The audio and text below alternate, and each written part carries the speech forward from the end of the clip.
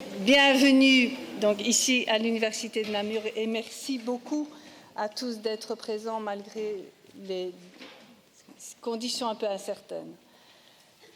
Je voudrais remercier le professeur Olivier Cornu, qui est chirurgien orthopédiste aux cliniques universitaires de Saint-Luc à Bruxelles, pour son aide pour obtenir la demande d'accréditation pour les médecins.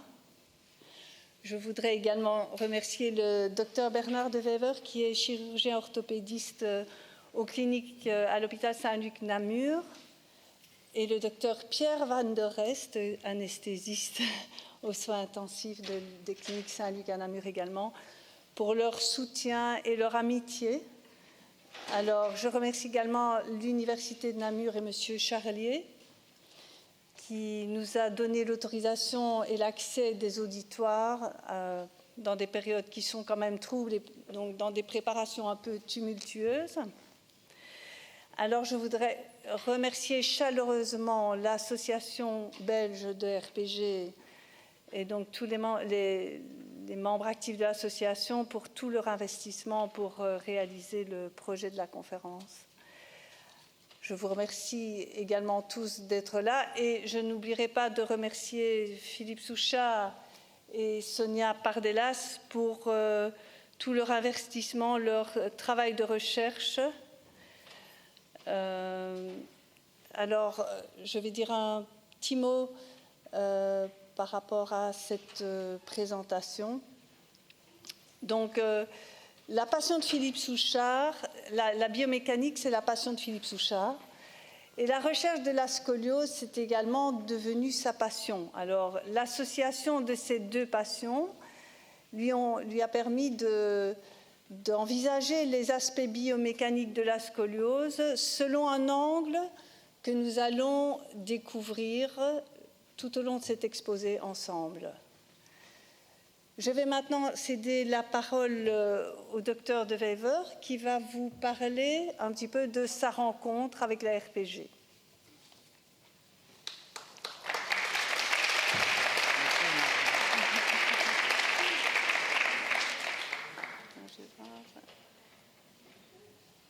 Qu'est-ce que c'est?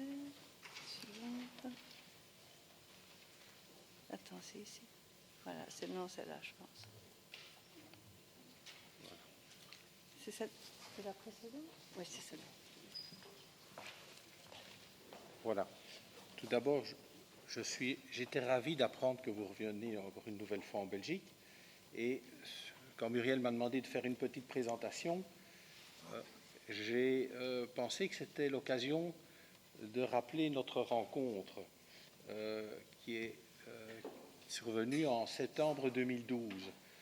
Souvenez-vous, à l'époque, nous avions mis avec Muriel et avec le docteur Van der Rest au point une conférence sur le sujet de la lombalgie, avec les diverses approches thérapeutiques.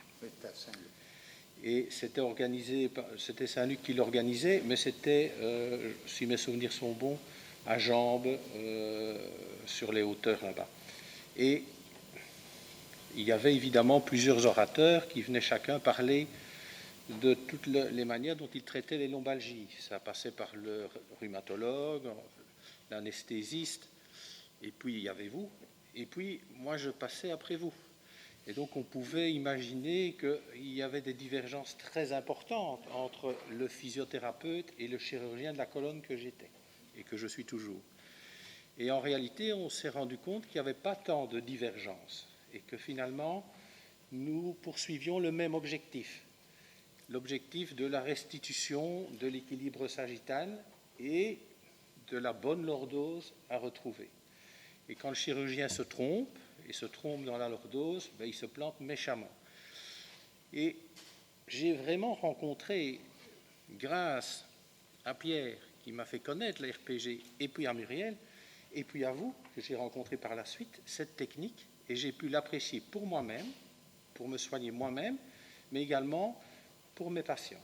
Et depuis cette époque, la RPG est une prescription quasi quotidienne pour mes patients, avec des résultats qui dépassent vraiment largement tout ce qu'on pouvait obtenir jusqu'à présent, en travaillant davantage sur les étirements et beaucoup moins sur les renforcements, eh bien, on est pleinement satisfait. Même au sein de notre clinique du dos à Bourges, on a beaucoup intégré cette notion de la rééducation posturale globale. En consultation, je suis souvent confronté à la difficulté de trouver des thérapeutes, mais je vois qu'ils sont tous ici. Et comme je consulte à beaucoup d'endroits en Wallonie, je les oriente autant que faire se peut vers les personnes compétentes. Et je n'ai qu'à me réjouir des résultats qu'on obtient par cette technique. Alors un tout grand merci. Et je vais peut-être encore montrer juste une illustration de ce que les chirurgiens essayent de faire. C'est parfois lourd et difficile. Et vous voyez qu'on peut corriger la scoliose et le trouble de l'équilibre sagittal, mais au prix d'une sacrée quincaillerie. Voilà. L'objectif est le même. Corriger le trouble de l'équilibre sagittal et la lordose. Voilà, je vais passer la parole au docteur Van der Rest qui va donner un petit mot sur son expérience avec la RPG. Si je peux rajouter quelque chose, c'est d'abord de vous remercier infiniment. Et puis, je me souviens, comme si c'était hier, de cette conférence, et puis que j'ai été vous trouver après qu'on a échangé personnellement pour finalement voir les complémentarités, parce qu'il y a des chirurgies qui sont absolument indispensables, ça ne se discute pas. Seulement, c'est des chirurgies qui ont des actions locales indispensables, mais qui après nécessitent de toute façon une rééducation pour les zones qui bougent encore. Donc, ça avait été un échange extraordinaire, je m'en souviens comme si c'était hier. Et pour moi de même. Merci en tout cas. Merci infiniment.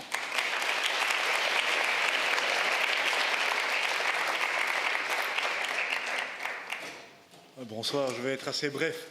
N'ayant pas le privilège ni d'être chirurgien orthopédiste ou kinésithérapeute ou physiothérapeute, j'ai néanmoins le privilège d'être le patient de Muriel André, que je connais depuis fort longtemps et qui me fait l'honneur de s'occuper de moi depuis longtemps. En fait, je vais vous expliquer la raison de mon intervention. C'est dans le but d'expliquer pourquoi quelqu'un qui n'a strictement rien à voir avec la kiné peut se trouver emballé par une technique aussi extraordinaire que la RPG. En 2009, je me trouvais avec des problèmes de statique assez communs, mais assez prononcés, et j'ai été, par hasard, écouter une conférence qui était donnée, effectivement, par M. Souchard, et qui était donnée à Namur, et qui expliquait les fondements biomécaniques et la physiopathologie de la RPG et de la façon dont elle était travaillée par étirement plutôt que par renforcement. Et j'ai été séduit par la logique de cette approche qui consistait à résoudre des conflits, non pas par d'autres conflits, mais plutôt par une attitude beaucoup plus causale. J'ai eu le privilège donc, de me faire soigner et d'en apprécier les bienfaits grâce à Muriel André, dont je souligne encore, je crois que vous le savez tous, la force de persuasion que la passion pour son métier lui insuffle. Je vois que je n'étonne personne. Et donc, en 2012, nous avons organisé, moi par curiosité, cette conférence dont Bernard de Wever vient de vous parler. Bernard, à cette occasion, je tiens à le souligner, m'a impressionné, parce que pour un chirurgien, commencer un exposé en montrant ses propres erreurs, moi qui suis médecin hospitalier et qui connais bien les chirurgiens, je peux vous dire que c'est une attitude qui n'est pas banale. C'était très bien, c'était humble et ça donnait de la crédibilité à tout ce qu'il a dit après. Voilà. Professeur Souchard, je ne vais pas vous présenter, vous êtes ici devant un public conquis, et qui connaît la valeur de tout ce que vous allez apporter. Mais je vous remercie infiniment d'avoir inventé une méthode qui m'a personnellement apporté beaucoup de bien.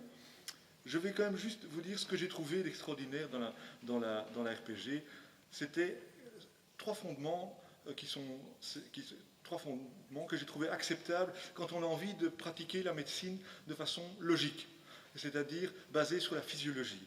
Donc le fait qu'on essaye d'être causal, avant d'être symptomatologique. Ça, c'est vraiment un des principes médicaux de base. Avant, on peut soigner des symptômes, ça marchera toujours à un moment donné, mais si autant qu'on n'a pas trouvé la cause ne disparaîtra pas. Voilà, ça, je trouve que c'était vraiment quelque chose que je trouvais très important. Le fait que quand on est causal, on se finit par être individualiste, d'individualiser chaque patient, donc parce que les effets peuvent être très différents, mais les causes selon les patients peuvent être très différents, et qu'il y avait toute une recherche qui se faisait pour trouver la cause des pathologies rencontrées. Et surtout, je trouvais c'était cette approche globale qui faisait que une grande partie des mots approchés, notamment dans les problèmes de la statique, pouvaient trouver une solution dans une approche globale que vous connaissez certainement bien mieux que moi, mais qui permettait d'identifier des mécanismes insoupçonnés. Et ça, j'ai trouvé ça gratifiant à la fois pour le corps et à la fois pour l'esprit. Je ne vais pas vous embêter plus longtemps. Je vous dis juste que cette approche que M. De Wever a soulignée, qui consiste à rebalancer, à rétablir un équilibre par des méthodes qu'on décrit comme douces, mais de temps en temps, honnêtement, comme patient, je peux vous dire que ce n'est pas si doux que ça. Mais c'est vraiment une approche saine et intelligente. Je vous remercie pour votre attention et je laisse passer des personnes qui sont. Merci absolument.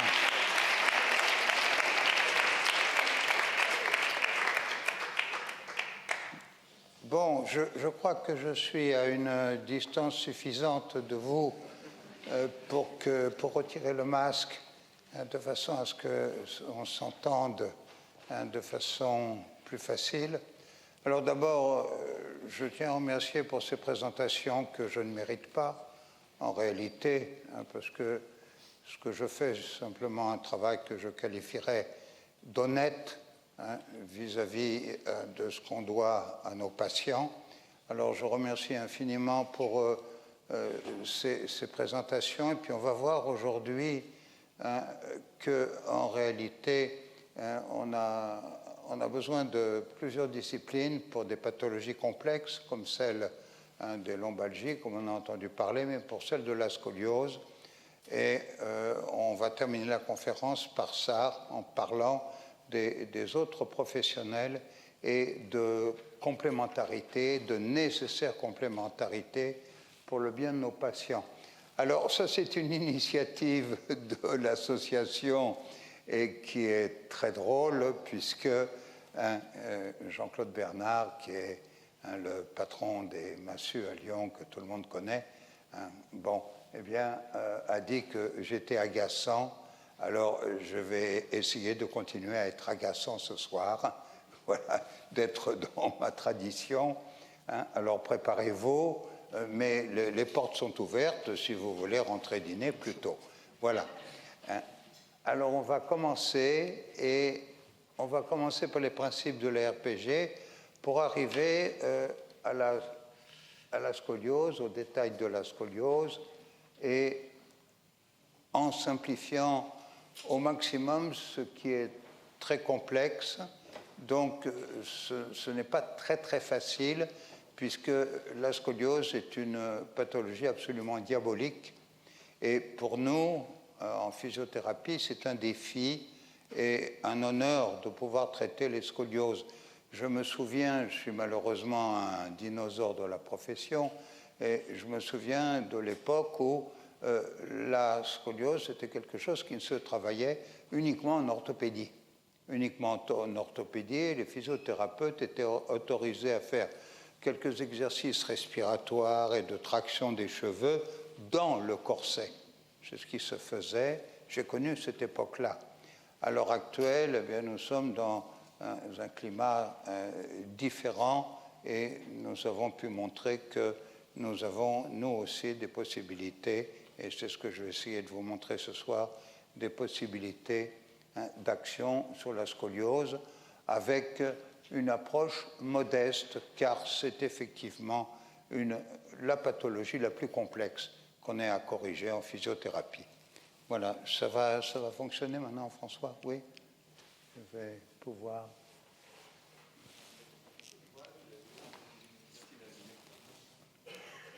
Est-ce que tu as allumé le pointeur? Demandez-moi de corriger des vertèbres, mais ne me demandez pas de mettre des contacts pour...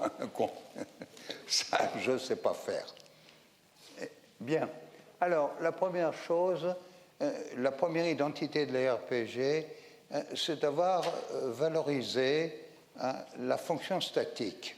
Alors, dans les débuts de notre profession, en général, dans nos pays, ici en Europe, elle est née après la guerre pour rééduquer les blessés de la guerre. Et bien entendu, la cinésiologie, le mouvement a été privilégié. Il fallait faire marcher ce qui ne marchait pas, il fallait faire bouger ce qui ne bougeait pas. Et la posture, la statique, a été laissée un petit peu derrière. Donc la première identité de la RPG, c'est de revaloriser la fonction statique. Alors quand je dis revaloriser, il ne s'agit pas d'exagérer, de la mettre au-dessus de la fonction cinésiologique, mais exactement au même niveau. Exactement au même niveau, avec le même niveau d'importance. Pourquoi ? Parce qu'en réalité, je n'aime pas beaucoup l'expression fonction statique, c'est pour ça que je la mets entre guillemets. Et si je pose cet objet sur la table et s'il n'y a pas de tremblement de terre, ben, ça va rester pour l'éternité. Moi, quand je suis devant vous, comme ceci, eh bien, je ne suis pas en position statique, je suis en contrôle de l'équilibre. Et si vous me mettez sur une plateforme stabilométrique, vous allez voir ce qu'on appelle la pelote de la plateforme stabilométrique. Vous avez vu, vous allez voir que même si je n'ai bu que de l'eau aujourd'hui, eh bien, je suis en oscillation. Donc, je préfère de loin la fonction de contrôle de l'équilibre parce que ça vous fait tout de suite rentrer de plein pied dans la complexité du contrôle de l'équilibre, et c'est d'une complexité égale à la fonction gestuelle. C'est un miracle. Nous avons un centre de gravité qui en général est situé au niveau de la troisième lombaire, et nous avons un polygone de sustentation qui est extrêmement réduit. Et quand nous marchons, c'est une hypodale. C'est donc tout à fait miraculeux. L'homo erectus est tout à fait miraculeux. Donc, premièrement, ça pourra peut-être poser des problèmes, on va le voir. Et puis, c'est d'une complexité de fonctionnement égale à la fonction dynamique. Alors, la fonction de contrôle de l'équilibre est donc d'une complexité égale à la fonction dynamique. Alors, nous avons beaucoup de muscles de la statique dans le corps, entre guillemets, toujours, comme nous avons beaucoup de muscles de la dynamique avec une mixité, bien entendu. C'est-à-dire que même les muscles de la dynamique vont participer au maintien. Par exemple, les abdominaux qui sont dynamiques, ils sont contentifs du ventre. Et puis, les muscles de la statique sont capables de faire une contraction. Donc, ils ont aussi une action dynamique.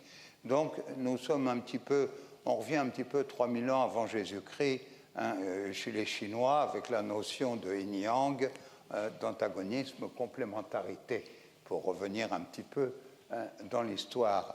Donc, nous avons 3 fonctions statiques. Alors, la plus connue, bien entendu, c'est la fonction d'érection. Et c'est celle qui, évidemment, va demander le plus grand effort tonique, c'est-à-dire de s'ériger contre la gravité à partir de points fixes inférieurs. Bien. Mais nous avons aussi une fonction statique de suspension. Il faut que nous suspendions le thorax, il faut que nous suspendions la masse viscérale, et ça se fait par l'ensemble du système musculo-fibreux médiastinal qui suspend le centre phrénique. Il faut qu'on suspende la voûte interne parce que la voûte plantaire ne dépend pas simplement des muscles plantaires, mais aussi du tibial antérieur. Donc, nous avons une fonction de suspension. Et puis, nous avons une fonction statique qui réclame un petit peu moins d'effort, qu'on appelle la fonction de tension réciproque, et qui est un petit peu plus horizontale. C'est-à-dire que pour orienter convenablement les segments dans l'espace, et surtout en rotation, eh bien, il faut qu'on soit en équilibre de tension réciproque. Donc, vous voyez que je suis en train d'étendre les responsabilités des muscles de la statique, des muscles toniques, parce qu'ils ne servent pas qu'à l'érection, comme on pourrait le croire, ils servent à la suspension et au maintien des tensions réciproques. Très bien. Alors, les fonctions statico-dynamiques bénéficient évidemment, même si elles sont relatives, de spécificité. Nous sommes tous ici des êtres humains et nous nous reconnaissons comme êtres humains, mais nous avons des collègues de sexe féminin, des collègues de sexe masculin, et nous avons reconnaître ces différences. Eh bien, c'est exactement la même chose. Nous avons une sexualité musculaire et une des différences. Et alors, bien entendu, chaque fonction bénéficie des moyens neurofibromusculaires nécessaires pour sa fonction. On peut déjà anticiper en disant que les muscles de contrôle de l'équilibre vont être freinateurs, plutôt freinateurs, tandis que ceux de la synergiologie vont être plutôt effecteurs. Bien. Alors, les moyens appropriés, je vais aller assez vite là parce que, en réalité, c'est une relecture de la littérature, donc vous le connaissez tous, mais la relecture, ça signifie donner une signification en choisissant dans les littératures qui est colossale ce qui peut déboucher sur une conclusion. Alors, vous avez là toutes les différences entre les muscles, les caractéristiques des muscles à fonction dynamique et à fonction statique. C'est une relecture de la littérature. Je ne vais pas m'appesantir puisque vous êtes tous des professionnels. Très bien. Alors, on va passer déjà à un petit peu plus de spécificité sur la fonction statique.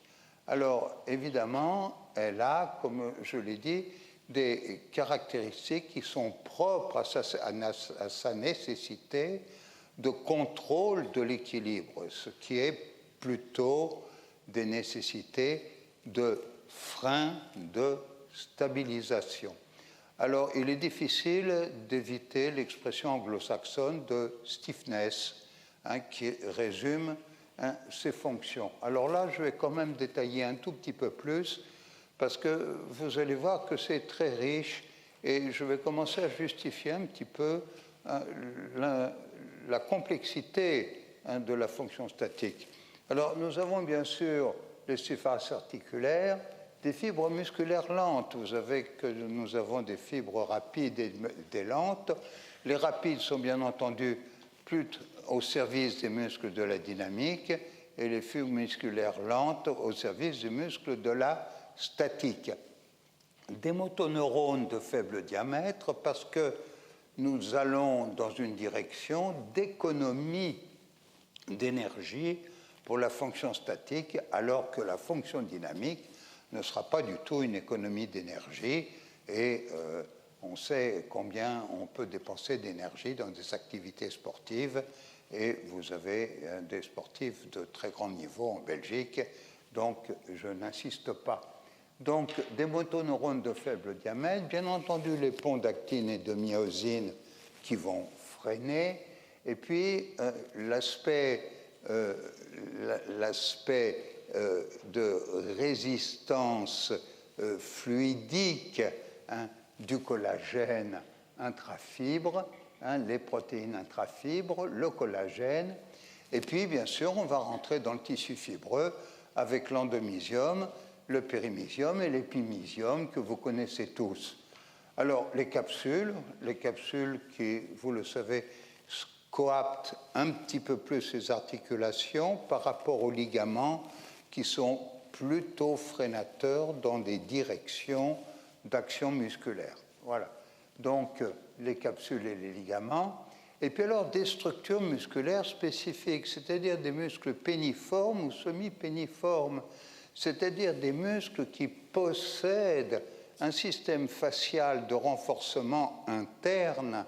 Donc, sur le plan histologique, simplement à la dissection, quand vous disséquez un muscle péniforme ou semi-péniforme, vous identifiez tellement de fibrilles conjonctives et de système facial interne que vous savez immédiatement que vous êtes en face d'un muscle qui est fait pour tenir plus que pour bouger, que vous êtes en face d'un muscle de la statique.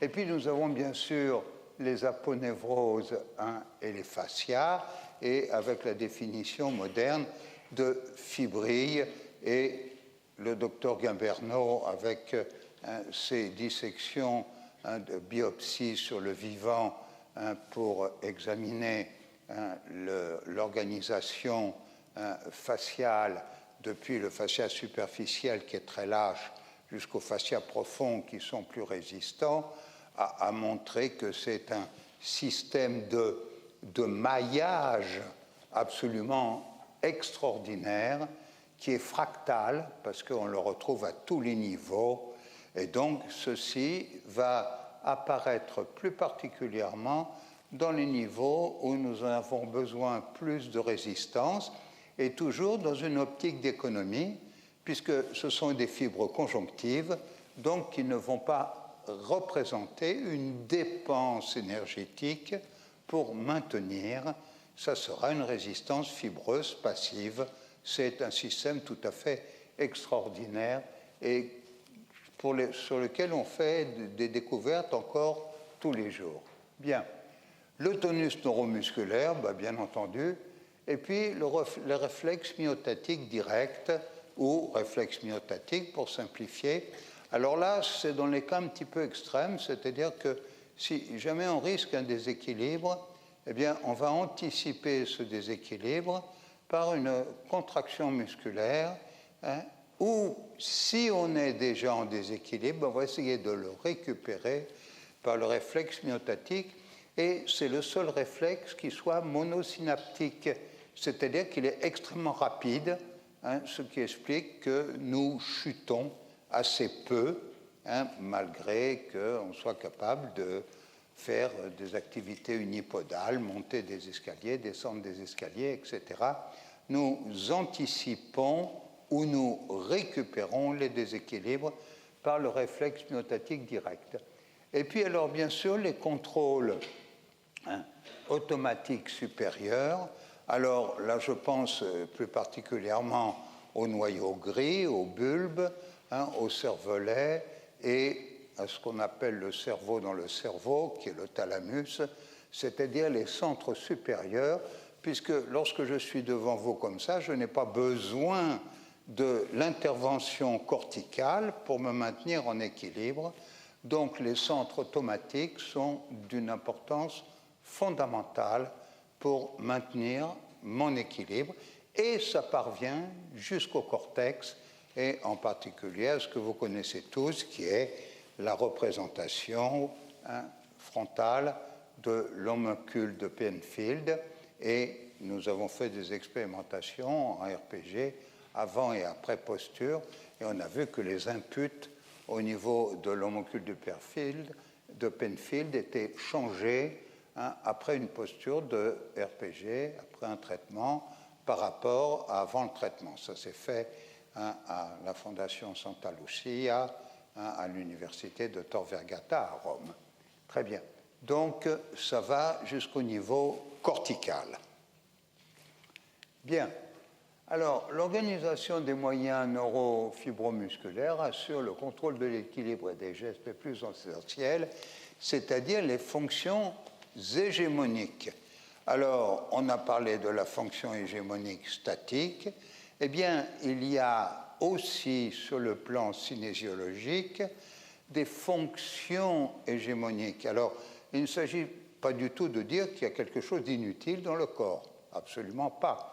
Mais il y a des choses qui sont plus importantes que d'autres parce qu'elles vont assurer des gestes qui sont absolument fondamentaux.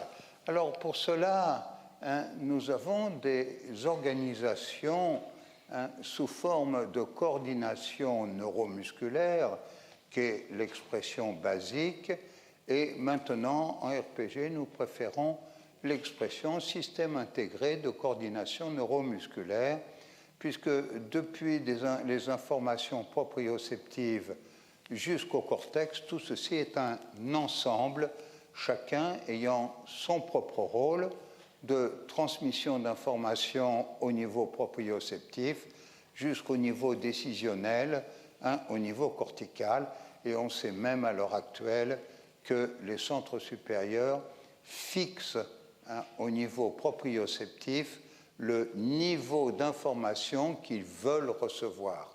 C'est quelque chose d'absolument fabuleux. Chaque mois en neurologie, on a des nouveautés. C'est quelque chose de merveilleux. C'est un monde absolument merveilleux.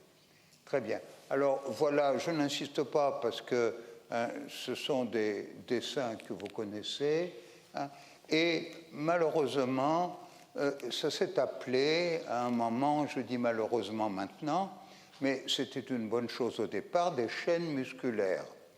Alors maintenant, je me refuse à employer ce terme-là parce que ce qui était un progrès à une époque en donnant une vision plus globale par rapport à la vision de thérapie analytique, donc c'était une évolution dont je vous laisse juge si vous l'appréciez ou si vous ne l'appréciez pas, mais vers la globalité, eh bien maintenant c'est devenu un inconvénient parce que tout le monde veut sa chaîne musculaire. Je donnais une conférence juste avant le Covid à Buenos Aires. Il y avait plusieurs conférenciers, il y avait 800 personnes, c'était énorme.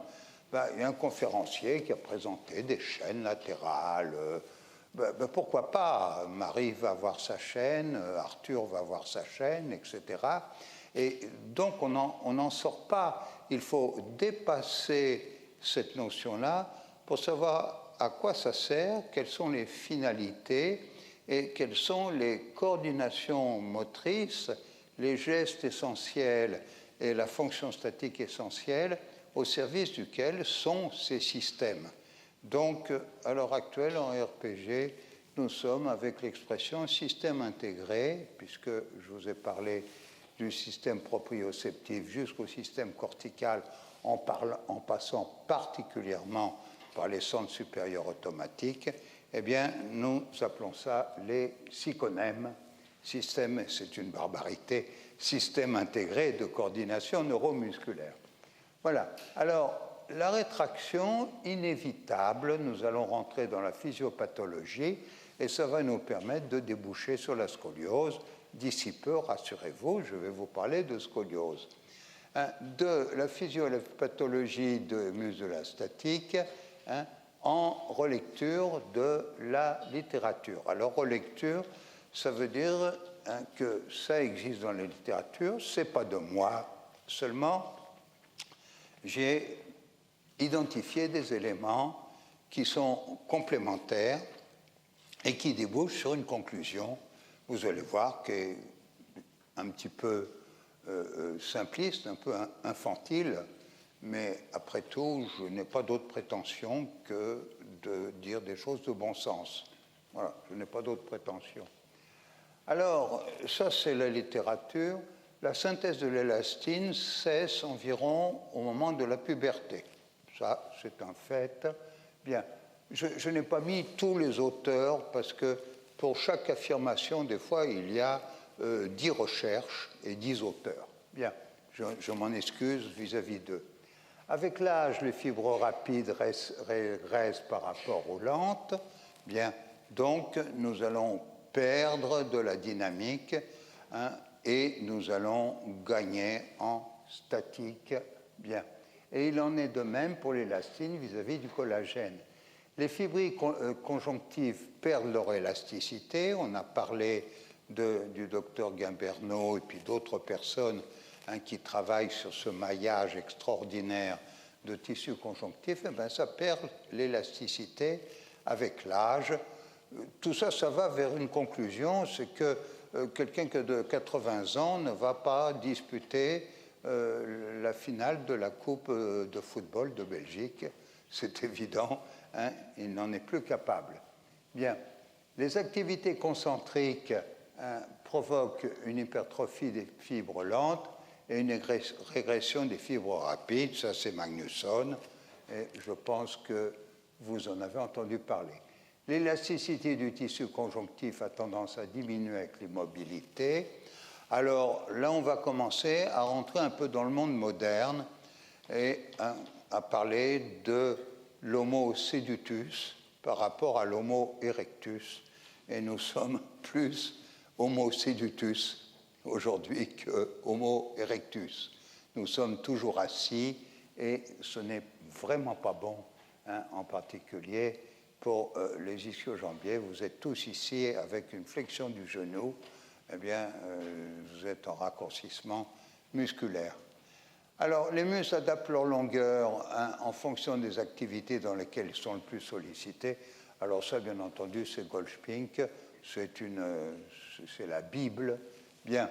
Hein. Et puis, la musculation concentrique, si elle entraîne une augmentation, hein, du diamètre transversal, hein, de la section area, hein, des muscles, hein, donc le volume musculaire, eh bien, par contre, ça va raccourcir donc l'excès, hein, de musculation concentrique, lorsque ce n'est pas compensé par des étirements, va favoriser le raccourcissement musculaire, et nous avons beaucoup d'activités qui demandent de la musculation concentrique, et les muscles vont perdre de leur élasticité et même se raccourcir.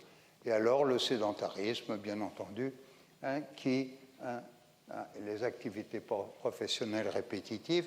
Alors là, j'insiste sur quelque chose quand je fais les cours.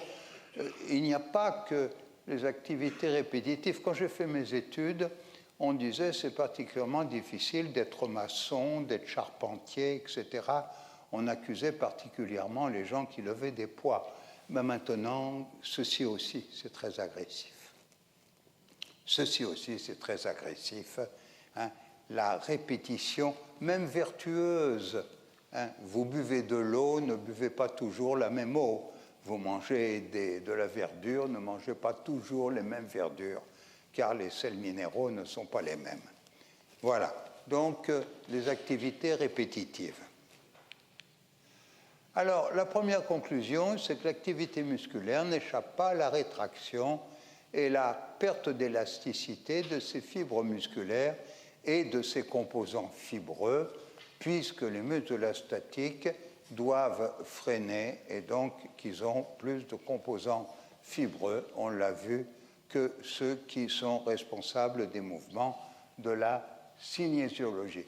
Alors, bien entendu, il y a une exception, c'est les pathologies flasques, mais ce n'est pas une pathologie musculaire, c'est une pathologie neurologique. Et là, évidemment, nous n'avons pas de rétraction. Très bien. La deuxième conclusion, hein, c'est qu'un muscle raccourci, hein, et un muscle raide est un muscle faible. Alors là, grâce à Muriel, j'ai obtenu un instrument fondamental pour la conférence, qui est un élastique. Alors, c'est une loi, hein, fondamentale, qui est la loi de Hooke, hein, sur le comportement, hein, solide de la matière. C'est-à-dire que si vous avez un élastique et que vous l'étirez beaucoup, il va emmagasiner de la force qu'il va restituer passivement quand vous le relâchez. S'il est enraidi et que vous ne pouvez pas l'étirer, il ne va pas restituer la même force. Ce qui veut dire que dans l'activité musculaire, il n'y a pas que la cross-section area, il n'y a pas que la force musculaire et la contraction musculaire, il y a le retour de l'élasticité musculaire qui vient au secours de la contraction. Donc, un muscle raide est un muscle faible. Alors là, je pourrais être d'accord presque avec l'expression qu'on connaît bien en physiothérapie, on est faible. On est faible. Bon, oui, mais l'anorexie, c'est une faiblesse, l'obésité en est une autre aussi. Et là, ce serait plutôt une faiblesse d'obésité, c'est-à-dire un excès de raideur qui va empêcher la restitution de la force élastique. Un muscle raide et raccourci, mesdames et messieurs, c'est un muscle faible. Un muscle, c'est un élastique vivant. Bien. Et je ne vois pas pourquoi je m'énerve.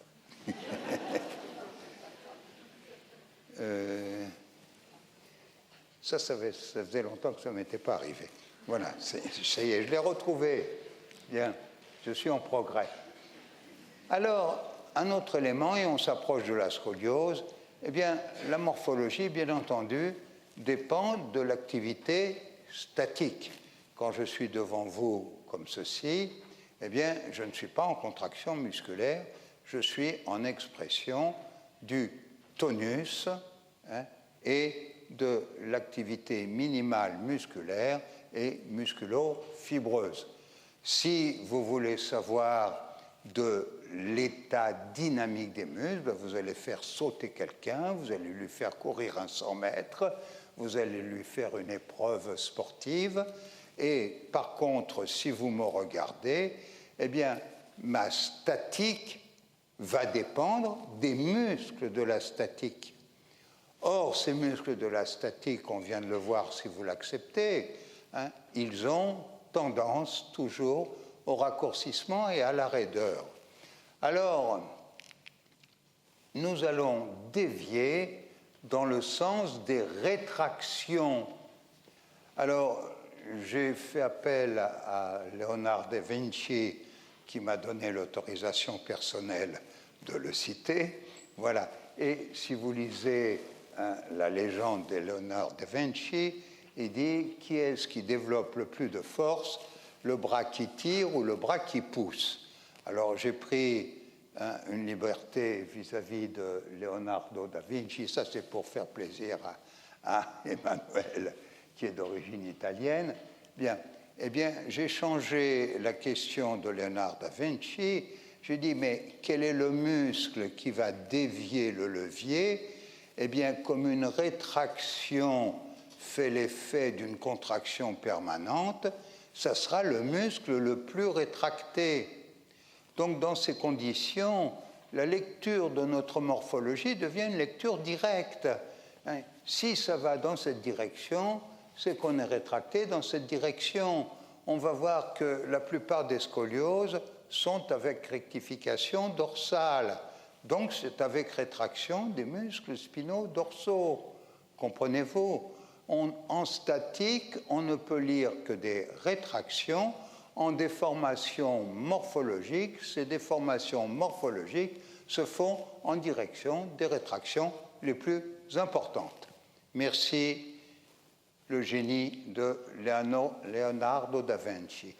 Alors, ça, c'est notre laboratoire, et on ne dépasse toujours pas le stade du bon sens. Je n'irai pas beaucoup plus loin aujourd'hui. À un moment, on va parler un peu de biomécanique fine, mais je n'irai pas beaucoup plus loin. C'est que nous avons un laboratoire naturel qui est bien entendu la pathologie spastique, puisque dans la pathologie spastique, le tonus augmente en général, eh bien, il va augmenter le plus là où il habite. Et où habite l'hypertonie? Dans les muscles qui abritent le tonus, c'est-à-dire les muscles de la statique et les muscles hégémoniques. Alors, un hémiplégique au niveau inférieur, vous voyez, ah, là, je fais une bêtise, voilà.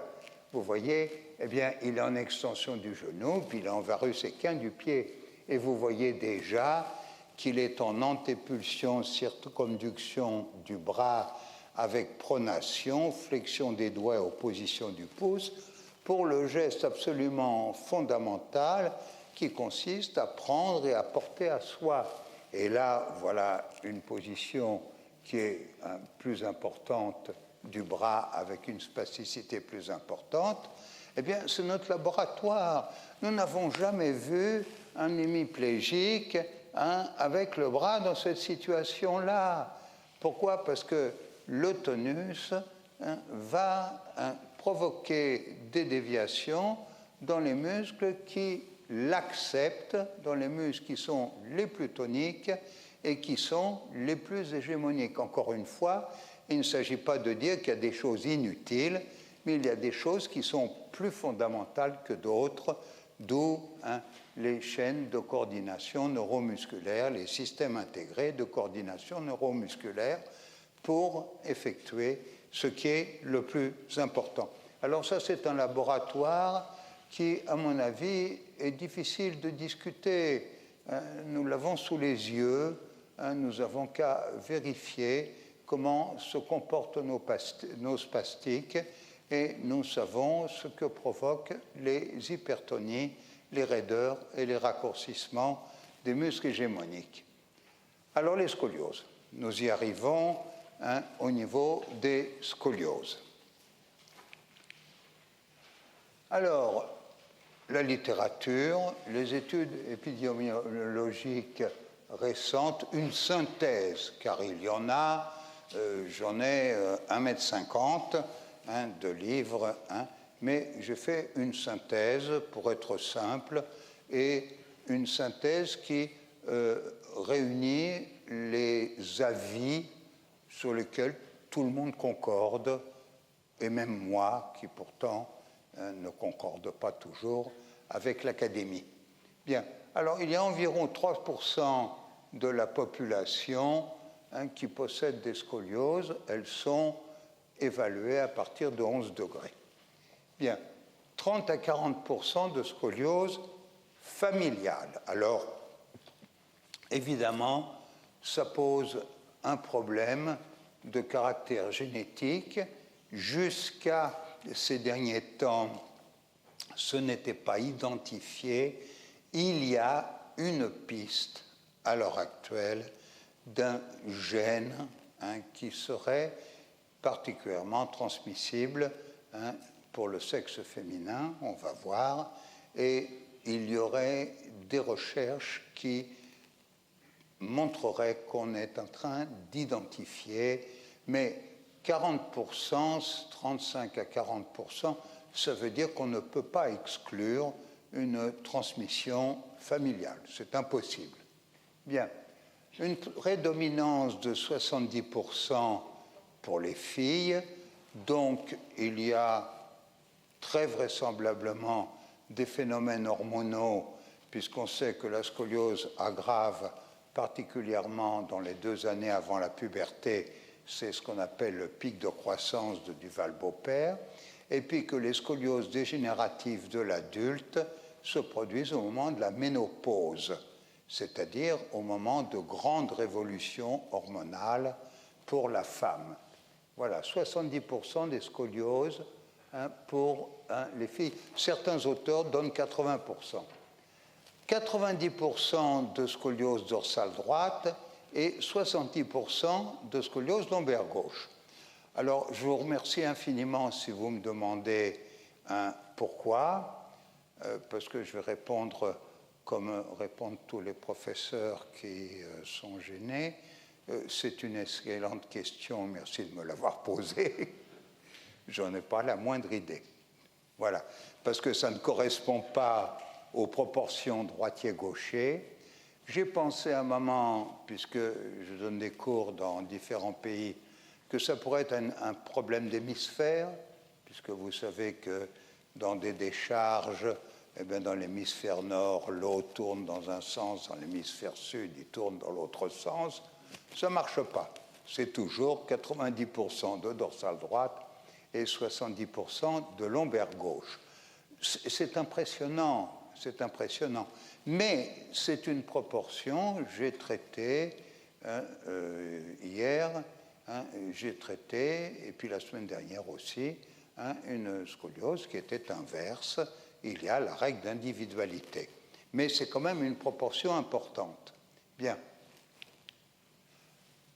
Alors, la scoliose idiopathique est, en général, on préfère maintenant employer le terme essentiel, avec donc l'éthiopathogénie dans la littérature. Alors, les hypothèses, c'est des perturbations neurologiques discrètes de l'équilibre postural.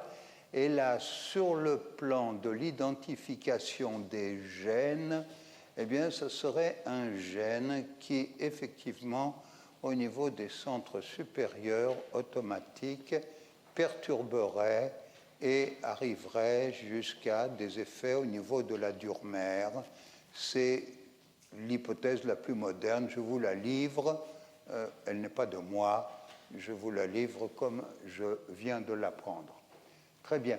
Le tissu conjonctif, la mélatonine, des anomalies des plaquettes, bien, pourquoi pas. Mais vous voyez qu'il y a déjà des gens dans la littérature qui sont un petit peu plus dans la direction basique du bon sens que j'essaie toujours d'avoir. Il s'agit d'une pathologie morphologique, musculo-squelettique de la colonne vertébrale. Donc, j'aurais plutôt tendance à penser que ça pourrait être des problèmes mécaniques. Et je ne suis pas tout seul. Il y a des gens qui ont parlé de facteurs mécaniques et des muscles squelettiques. Voilà. Donc, la RPG eh bien, va se concentrer sur l'aspect biomécanique de la colonne vertébrale. Une scoliose, ce n'est pas un génuvalgum, ce n'est pas un génuvarum, c'est une torsion de la colonne vertébrale. Alors le pic de croissance de Duval-Beaupère, alors ça évidemment, tout le monde est d'accord pour dire que les 2 années qui précèdent la puberté sont des années de croissance exponentielle, en général 1 cm par mois, et que donc plus ça va croître, plus il y a un risque de déformation. Alors les traitements, ils sont essentiellement orthopédiques, par des corsets, et chirurgicaux pour les cas les plus graves, et en général au-dessus de 50 degrés. Maintenant, c'est au chirurgien de décider de l'opportunité d'opérer ou non. Voilà. Alors, l'hypothèse en RPG. Maintenant, on va passer dans mes élucubrations personnelles. Eh bien, je pense qu'avec 24 pièces mobiles dans tous les plans de l'espace, à des titres différents, nous sommes plus mobiles des 7 cervicales que des dorsales qui sont freinées par les côtes ou des lombaires qui sont freinés en rotation par les apophyses articulaires. Donc, avec des variations, eh bien, nous avons, au niveau de la colonne vertébrale, donc nous avons 24 vertèbres qui sont capables de bouger dans tous les plans de l'espace. Dans ces conditions-là, je pense qu'il serait peut-être un peu optimiste de penser que nous serions obligatoirement parfaits de la colonne vertébrale. Voilà.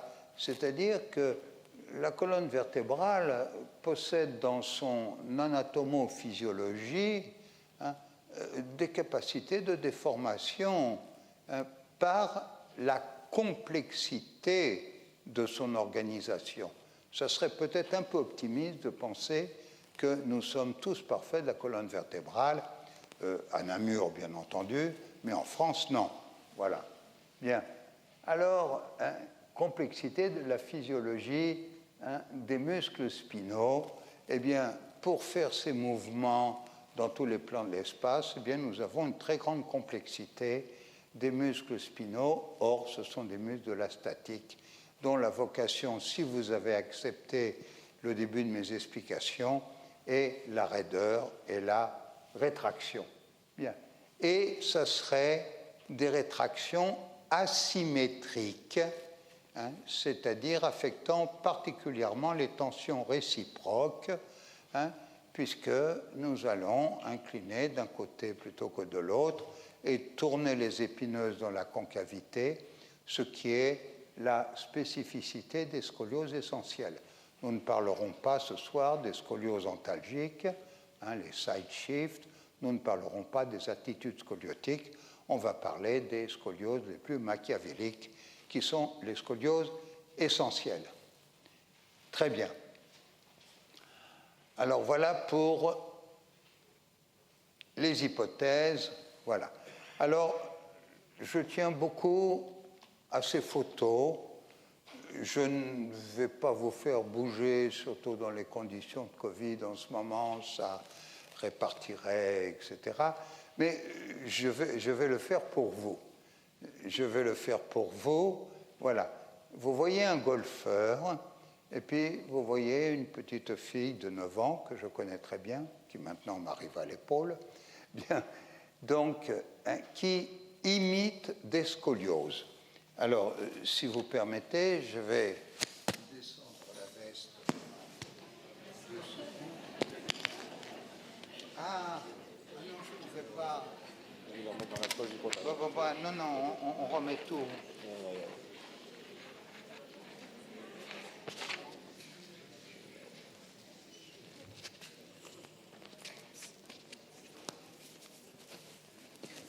Alors, merci François, merci infiniment. Bon, alors, on a dit 90% de scoliose dorsale droite, 70% de scoliose dorsale gauche. Alors, voulez-vous regarder ma petite mulâtre à droite, s'il vous plaît? Eh bien, est-ce qu'elle peut incliner dorsale à gauche et est-ce qu'elle peut tourner les épineuses dans la concavité? Eh bien, si elle veut placer cette calebasse en haut et à droite, elle va imiter une scoliose dorsale droite. Si elle veut placer cette calebasse à gauche en faisant une latéroflexion lombaire et une rotation des épineuses dans la concavité, elle le peut parfaitement. Est-ce que ça lui fait mal? Ça ne lui fait pas mal. Est-ce qu'elle a perdu l'équilibre? Elle n'a pas perdu l'équilibre puisqu'elle a fait une pré-translation préalable de ses appuis pour éviter de se déséquilibrer. Alors, ça c'est encore au niveau basique de bon sens, nous pouvons imiter une scoliose. Et ça, ce n'est pas exactement une très bonne nouvelle, parce que si c'est tellement facile à imiter, on peut penser que ce ne sera pas très difficile de la fixer.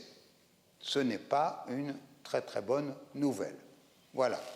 Alors, nous avons donc la possibilité d'imiter une scoliose, ce qui m'amène à une conclusion qui est que la scoliose essentielle, c'est donc la fixation pathologique en statique d'un mouvement physiologique. Alors on verra d'autres explications pourquoi ça maintient l'équilibre et pourquoi ce n'est pas douloureux. Mais c'est déjà une explication, puisque c'est un mouvement physiologique. La plupart de nos scolioses ne sont pas douloureuses chez les juvéniles, ne sont pas douloureuses chez les adolescents. Elles le sont parfois, mais ce n'est pas la cause, sauf pour les scolioses antalgiques.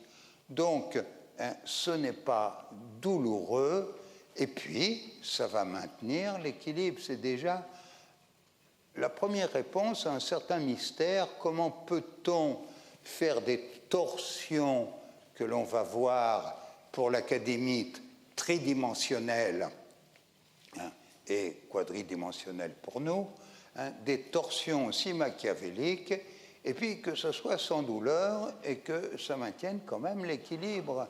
C'est quand même tout à fait hallucinant, une pathologie aussi importante et qui va maintenir l'hégémonie statique. C'est tout à fait hallucinant. Voilà.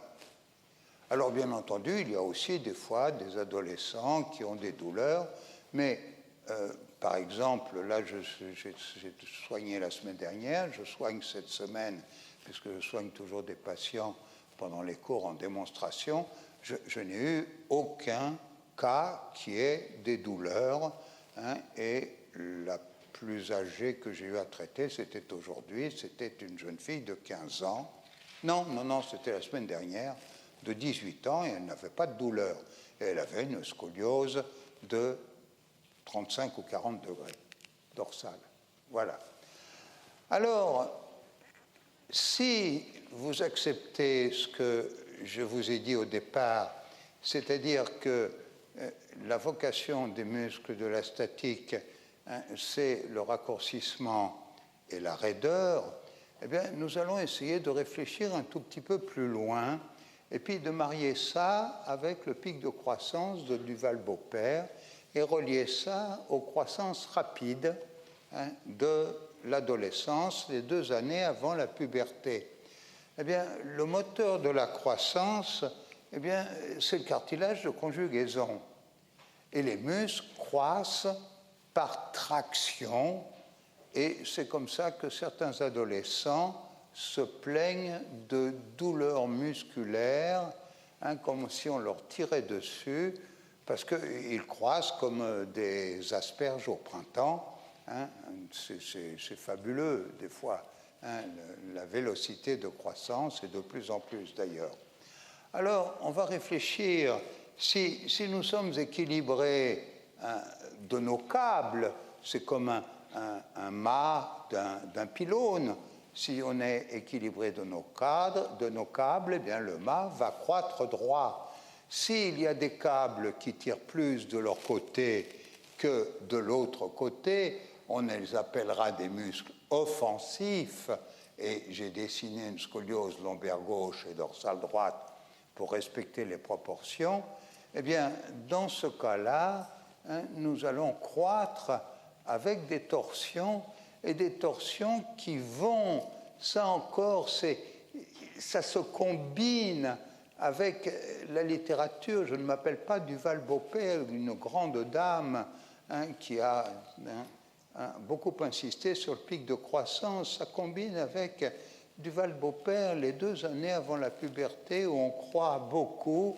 Eh bien, c'est là qu'on va beaucoup augmenter les scolioses. Pourquoi? Parce que les muscles s'allongent par contrainte, et s'il y en a qui sont plus raides que les autres, eh bien, ils vont déformer dans la fonction de tension réciproque. Les plus raides vont tirer de leur côté. Très bien. Alors, comment vont-ils tirer? Là, on va aller assez vite parce que vous connaissez tous ça parfaitement. Eh bien, les muscles qui sont plus particulièrement dans l'axe de la colonne vertébrale, c'est-à-dire l'épi épineux, la partie interne de la masse commune et les interépineux, vont maintenir contre l'accélération de la gravité sur le thorax, donc contre le poids du thorax, par des pincements postérieurs. Ce sont des muscles extrêmement statiques. Très bien. Pour maintenir sur le plan latéral, je vais dire quelque chose qui est d'une intelligence sidérale, il faudra des muscles latéraux qui nous, par la contraction, vont incliner latéralement, ou par leur activité tonique, vont maintenir latéralement. Alors, c'est bien entendu le long dorsal, c'est le sacro-lombaire, et ici, c'est le carré des lombes. Donc, qui vont ou contracter et incliner, ou par leur activité tonique, maintenir l'inclinaison normale, ou par leur rétraction, incliner de leur côté. Alors, nous avons trouvé des motifs de rectification dorsale et des motifs de latéroflexion. Il nous manque encore un élément qui est l'élément de rotation. Je ne sais pas si j'aime bien avoir une porte à disposition. Il y aurait quelque chose il n'y a rien qui bouge ici. Bon, alors vous allez imaginer une porte. Bien. Eh bien, si vous poussez une porte avec un doigt de façon transversale à l'axe de rotation de la porte, eh bien, avec un seul doigt, vous allez faire tourner la porte. Ce qui veut dire qu'il nous faut un muscle spinal à caractère plus horizontal pour maintenir les tensions réciproques en rotation, tensions réciproques qui sont altérées dans la scoliose puisqu'il y a rotation des épineuses dans la concavité. Eh bien, ce muscle, c'est le transversaire épineux que vous avez ici dans sa forme globale et que vous avez ici dans son détail avec le long épineux, le court épineux, le court lamellaire, le long lamellaire. Alors, vous voyez qu'il a des fibres qui sont plutôt longitudinales, qui vont plutôt maintenir en postéroflexion, plutôt latéral, le multifidus ou court épineux qui vont maintenir un peu latéralement. Et regardez, s'il vous plaît, nous avons ici le court lamellaire et le long lamellaire, c'est-à-dire qu'ils ont l'action, peut-être que je vais réussir avec ça. J'aime bien bouger. Voilà, je veux faire tourner ça, et bien je vais le faire tourner avec un seul doigt si j'ai un bras de levier suffisant et si je suis transversal par rapport à l'axe de rotation avec un seul doigt. Comprenez-vous? Donc, le muscle qui nous manquait pour expliquer qu'on puisse tourner les épineuses dans la concavité, qui est la caractéristique de la scoliose essentielle, eh bien, c'est le transversaire épineux. Et ça, mes chers amis, ce n'est pas une très bonne nouvelle. Parce que c'est un muscle archaïque qui est inchangé depuis les amphibiens. Et j'ai fait des dissections sur des serpents.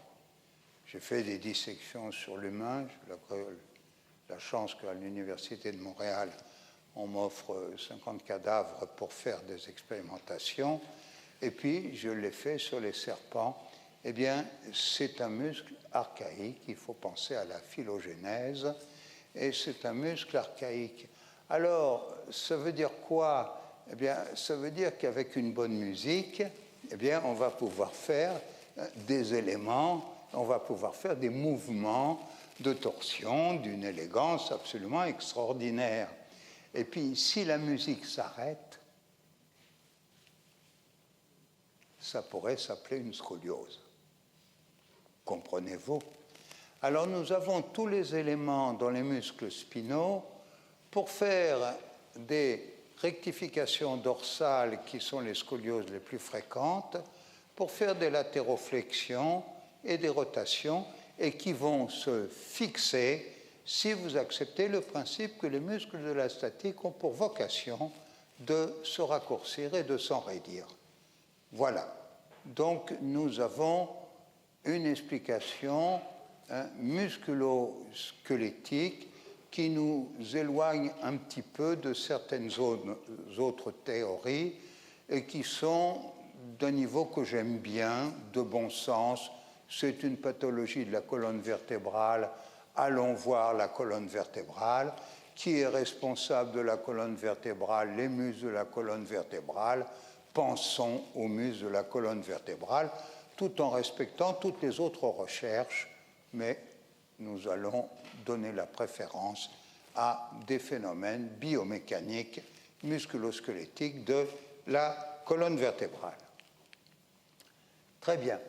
Alors maintenant, le transversaire épineux avec justement ces fibres courtes, court lamellaires ou long lamellaires, qui vont d'une vertèbre à la suivante ou de la deuxième vertèbre à la suivante. C'est-à-dire qu'ils sont plus horizontaux que transversaux et qui vont maintenir, s'ils sont corrects, l'axation de l'épineuse. Eh bien, regardez, si on contracte un long lamellaire, qui est représenté ici, ou si on le rétracte, eh bien, il incline de son côté et puis fait tourner l'épineuse de son côté.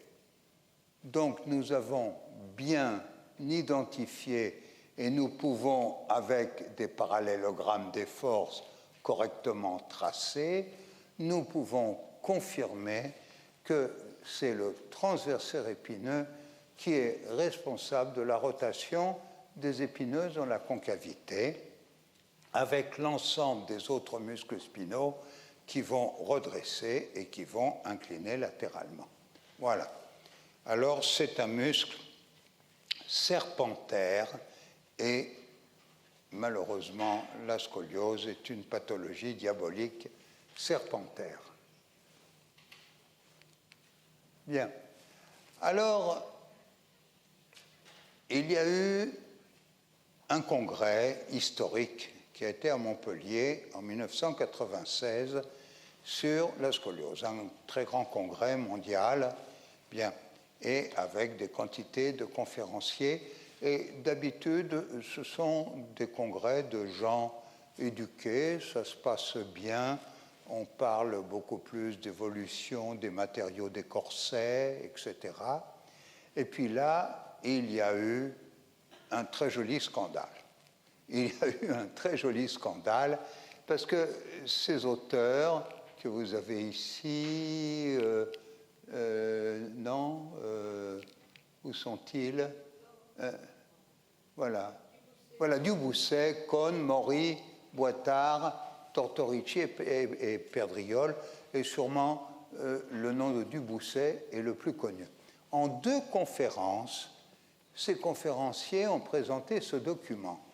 Et une fois de plus, moi qui aime bien le bon sens, j'ai trouvé ces documents tout à fait extraordinaires.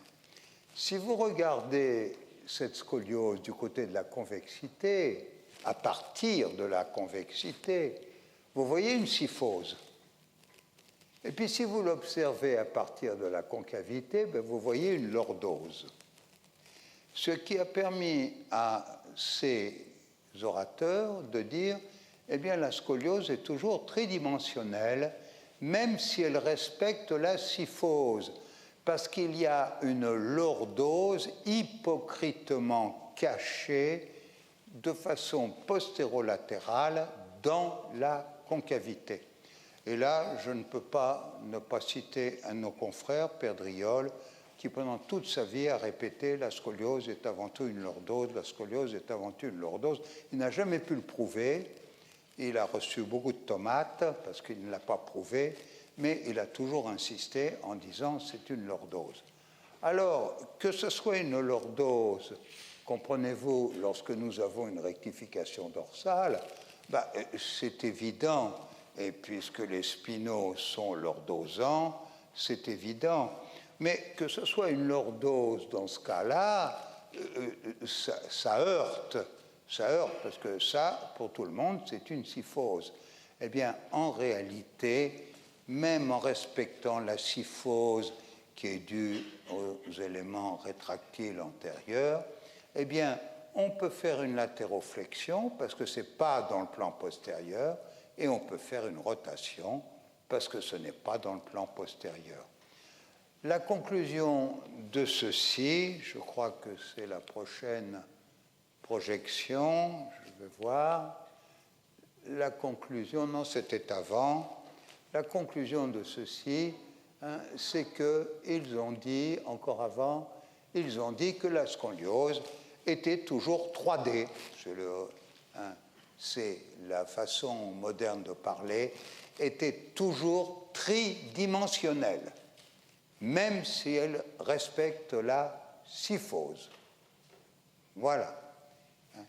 Donc ça a remué, ça a beaucoup remué, et depuis cette époque, et depuis le livre de Di Meglio, qui est la Bible, la scoliose idiopathique, essentielle, eh bien, c'est tridimensionnel, et il a écrit, eh bien, si quelqu'un peut expliquer comment ça fonctionne, eh bien, on aura la clé de la scoliose en RPG avec les notions de rétraction musculaire asymétrique des muscles de la statique. Eh bien, nous sommes à disposition pour donner l'explication, parce que si nous ne pouvons pas lordoser dans un plan antéro-postérieur, eh bien, nous pouvons latérofléchir et tourner les épineuses, et ça va donc faire à ce moment-là une scoliose dans la concavité,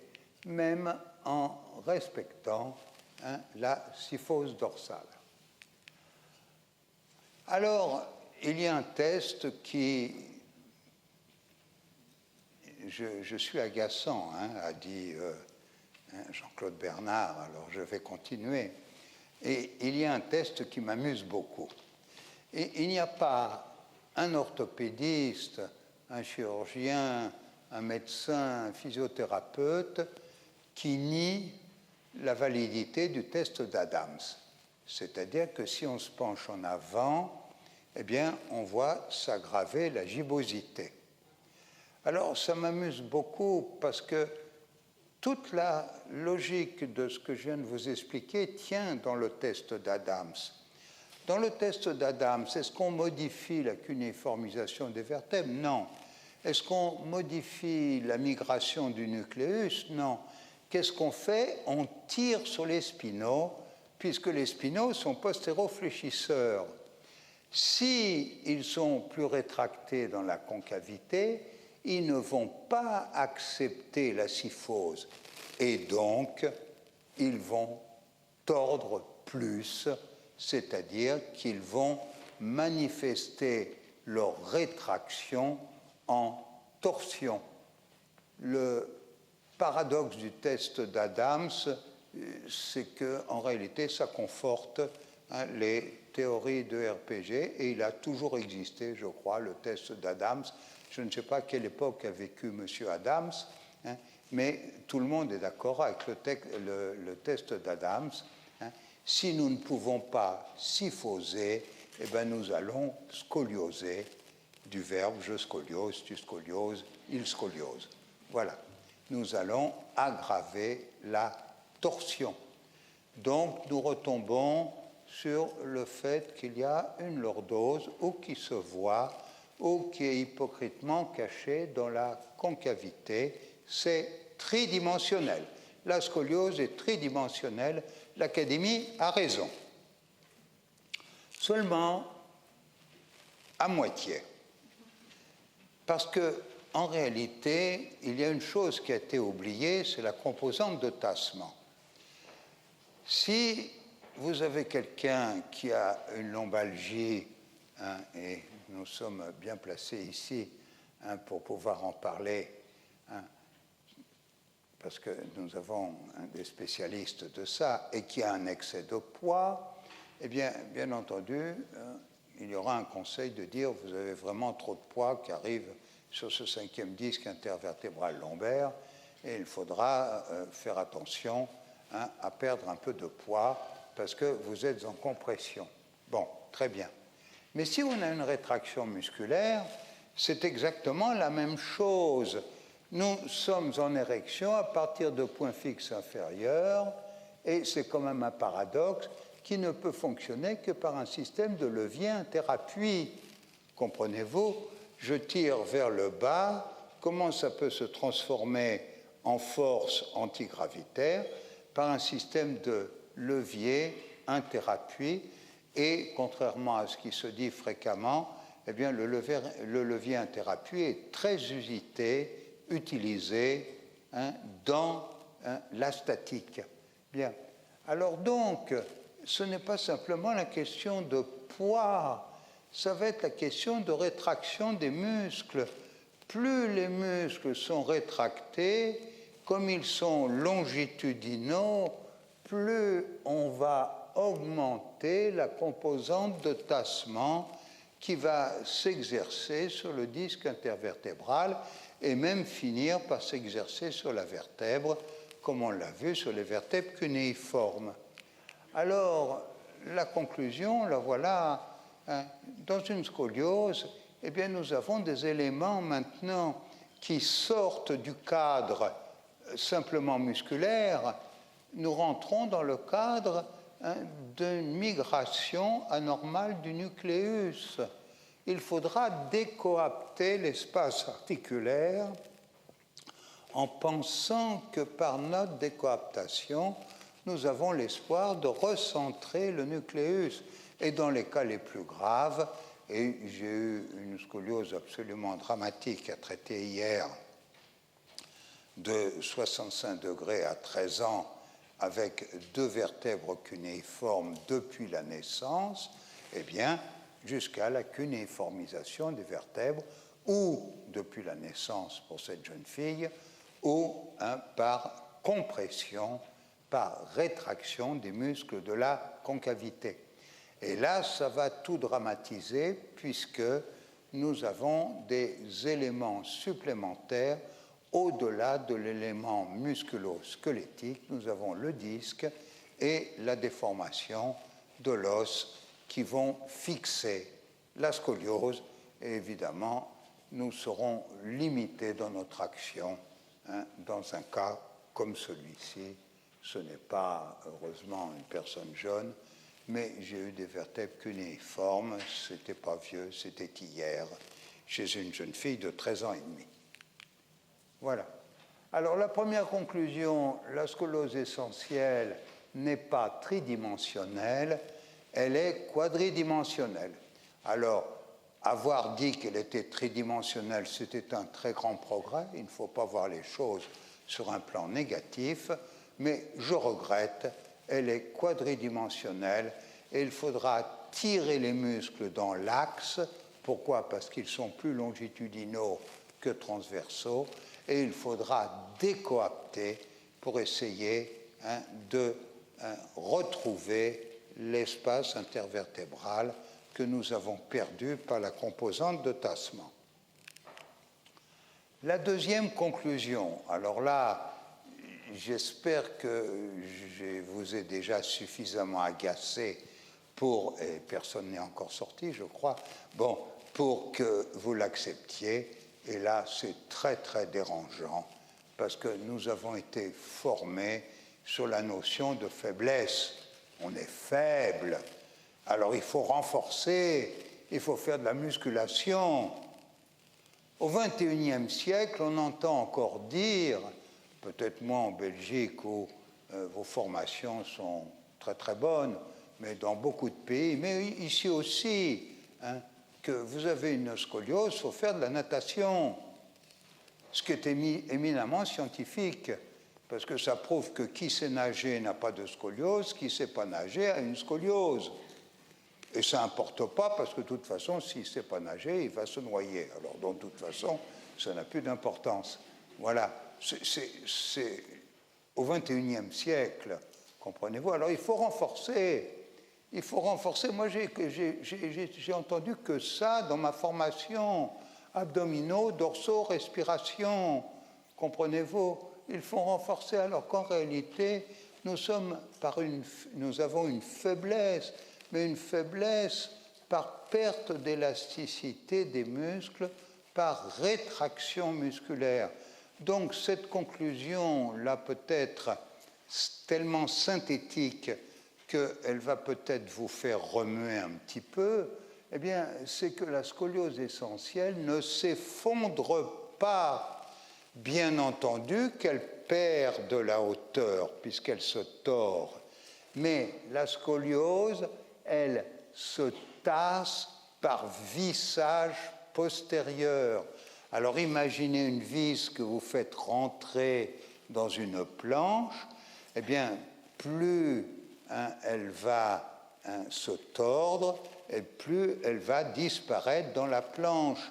Alors les scolioses, très importantes évidemment, manquent de longueur de buste, bien entendu, mais ce n'est pas par faiblesse, ce n'est pas par effondrement. La pesanteur n'est pas plus forte sur quelqu'un qui a une scoliose que quelqu'un qui n'a pas une scoliose. C'est un vissage en extension par rétraction musculaire causée par la rétraction des muscles de la concavité, qui sont ceux qui, par leur contraction, imitaient une scoliose et donc par leur rétraction, vont fixer une scoliose. Voilà. Alors, il y a une autre conclusion, c'est un très très gros risque. La proprioceptivité est à la mode et très souvent on ne sait pas exactement qu'est-ce que ça signifie. Nous avons des récepteurs articulaires qui vont nous renseigner plus particulièrement dans la direction des mouvements. Nous avons des récepteurs proprioceptifs qui sont les fuseaux qui vont nous renseigner sur la vitesse des mouvements. Et puis nous avons des récepteurs proprioceptifs qui sont l'appareil de Golgi, qui vont nous renseigner sur les tensions. Bien. Eh bien, ces systèmes-là sont supervisés par l'hégémonie de maintenir l'équilibre par les centres automatiques supérieurs, et on a vu que ça allait même jusqu'au niveau du cortex. Alors, si vous voyez ce jeune garçon, il a un déséquilibre entre l'importance de sa courbure dorsale et l'importance de sa courbure lombaire. Mais il rééquilibre avec une déjection de la tête à gauche. Vous demandez à ce jeune garçon comment il se sent, il va dire « je me sens tout droit ».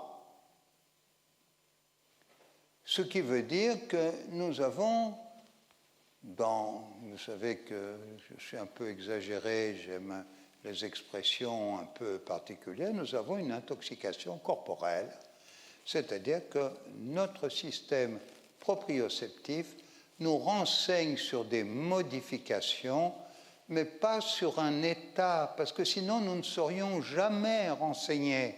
Comprenez-vous, il n'y a que les personnes parfaites qui seraient renseignées. Et même si nous sommes déformés, nous sommes renseignés.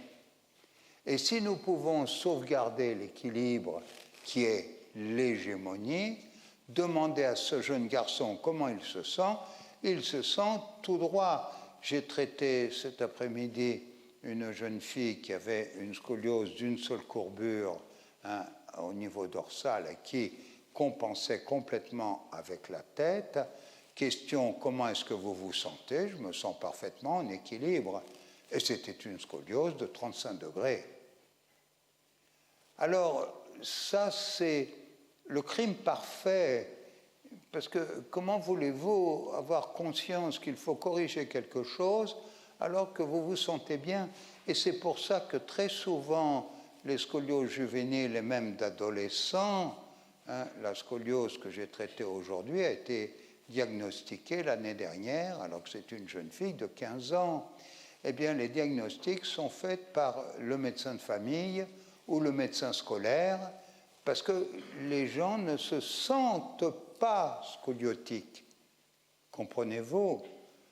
Alors ça, c'est un risque d'intégration, si on sauve les hégémonies, au niveau proprioceptif de gravation. Et puis Daniel, qui est ici, rajouterait au niveau interoceptif aussi, et puis un autre collaborateur en RPG au niveau extéroceptif. Eh bien, c'est des systèmes informatifs qui vont informer sur les modifications, mais pas sur les états. Très bien. Alors, la quatrième conclusion, eh bien, quelle que soit l'éthiopathogénie, et bien entendu en respectant tous les chercheurs, ceux qui pensent qu'il y a un gène peut-être neurologique qui va affecter le système neurologique automatique, les plaquettes, la mélatonine, etc. Eh bien, quelle que soit l'éthiopathogénie de la scoliose essentielle, son organisation musculo-squelettique, qui est la symptomatologie, justifie l'usage de la physiothérapie, puisque en physiothérapie, nous sommes spécialistes de l'appareil musculo-squelettique. Voilà. Alors, rassurez-vous, je m'approche de la fin. Alors, les principes de traitement, eh bien, nous allons détordre en délatéroflexion, en détorsion, les courbures, bien, et en s'adaptant à chaque cas. Aujourd'hui, j'avais une scoliose dorso-cervicale et les autres jours, j'avais une scoliose dorso-lombaire avec une jambe courte. En insistant sur l'allongement des muscles de la concavité, puisque ce sont eux qui, par leur contraction, nous permettent de danser ou par leur rétraction, nous fixent en position de scoliose quadridimensionnelle, et puis extension à la globalité en fonction des nécessités des organisations neurofibromusculaires que nous appelons maintenant les systèmes intégrés de coordination neuromusculaire, puisque ça intègre tout depuis les proprioceptifs jusqu'au niveau cortical. Voilà. Alors, un travail actif, eh bien, ça se fait contre résistance, c'est un principe pratique de la RPG, d'exercer un petit peu de résistance contre l'étirement, ce qui permet d'activer l'appareil de Golgi qui va inhiber le muscle que l'on va étirer. Donc ça va permettre de faire des étirements très doux, très progressifs pour traiter ou des enfants ou des vieillards. Ça ne pose pas de problème pour nous puisque c'est le patient lui-même qui va faire une petite contraction de résistance aux étirements et qui reste maître de la situation à chaque instant, ce qui présente en plus, évidemment, l'intérêt de la participation automatique et corticale. Très bien. Donc, travail actif. Et puis, les intégrations, eh bien, j'ai eu la semaine dernière et cette semaine, j'ai eu la chance d'avoir des corrections qui étaient honnêtes. Eh bien, les adolescents qui étaient bien dans leur pathologie étaient moins bien dans leur correction. Donc, il a fallu intégrer les positions. J'ai une autre comparaison qui est infantile. Vous avez quelqu'un qui boit 2 litres de whisky par jour. Pour son bien, il faut qu'il passe à l'eau. Mais s'il passe brusquement de 2 litres de whisky à l'eau, il va se sentir très mal, parce que lui, il se sent bien avec son whisky. Voilà. Donc, nous aurons besoin d'intégrer pour faire accepter à l'ensemble des systèmes intégrés de coordination neuromusculaire la correction. On a vu que ce système proprioceptif était, entre guillemets, psychopathe. Bien. Alors, les postures de traitement en fonction de rétractions spécifiques, alors voici quelques exemples. Alors, elles sont tellement connues que j'attire simplement votre attention sur celles-ci qui sont nouvelles, qui sont stroboscopiques. Vous voyez, c'est une ouverture d'angle coxo-fémorale, et là, c'est une ouverture de bras. J'ai eu à soigner à Rome une dame qui avait fait une épaule gelée du côté d'une vieille scoliose dorsale à droite. Eh bien, elle avait aggravé sa scoliose dorsale parce qu'elle avait l'épaule gelée, par malchance, du côté de la convexité. Donc, j'ai été forcé d'écarter les bras. Voici d'autres exemples. Alors là, vous me voyez, c'est intéressant un peu plus, puisque vous me voyez appuyer sur le thorax pour délordoser ou une quadridimensionnelle qui se voit parce qu'il y a rectification dorsale, ou dont la concavité est hypocritement cachée, dont la lordose est hypocritement cachée dans la concavité, et on appuie sur une cale de détorsion de la gibbosité. Et voilà ce qui peut-être est un peu nouveau pour vous tous qui connaissez avez vu les postures de RPG, cette vision stroboscopique de l'évolution qui est un petit peu plus originale, un peu plus moderne. Alors voilà une grande posture pour la scoliose parce qu'évidemment la tension au niveau des spinaux est extrême, donc c'est une posture extrêmement intéressante et j'ai été obligé de l'utiliser ces derniers temps pendant les cours à 2 reprises parce que la tension des spinaux, c'est-à-dire la tension d'étirement des spinaux, est particulièrement importante. Alors ça, c'est des postures qu'on emploie moins, sauf celle-ci pour l'intégration. Voilà. Alors, exemple d'adaptation de la méthode aux pathologies scoliotiques, eh bien là, je n'ai pas pu résister. C'est des photos qui ont été prises à l'école du Parnasse et nous devions avoir la présence d'une grande dame ce soir, qui est Else Becker, et puis malheureusement elle est enrhumée, donc elle a eu peur de faire peur à tout le monde avec le Covid, donc elle s'est fait excuser, et qui est responsable des formations au Parnasse. Et donc, nous avons fait des photographies. C'est pour ça qu'elles sont en noir et blanc et qu'elles ne sont pas parfaites. Hein. Et vous me voyez là détordre, voilà, j'ai fait une bêtise, il y avait longtemps, détordre une scoliose dorsale, ici détordre une scoliose lombaire, là appuyer pour obtenir une délordose dorsale. Et là, vous voyez que j'ai une main au niveau de la courbure dorsale et une autre main au niveau de la courbure lombaire. C'était une jeune fille qui avait une dorso-lombaire. Alors, je n'ai pas résisté au plaisir de vous montrer un traitement qui s'est déroulé en Belgique, même si les documents ne sont pas parfaits. Alors là, vous voyez en posture assise et vous me voyez avec l'effort de correction de détorsion au niveau lombaire et ici en intégration. Voilà. Alors, nous avons pratiquement terminé. Maintenant, je vais vous montrer quelques résultats de traitement. Excusez-moi, je n'ai pas terminé du tout. Le plus important, qui sont les complémentarités.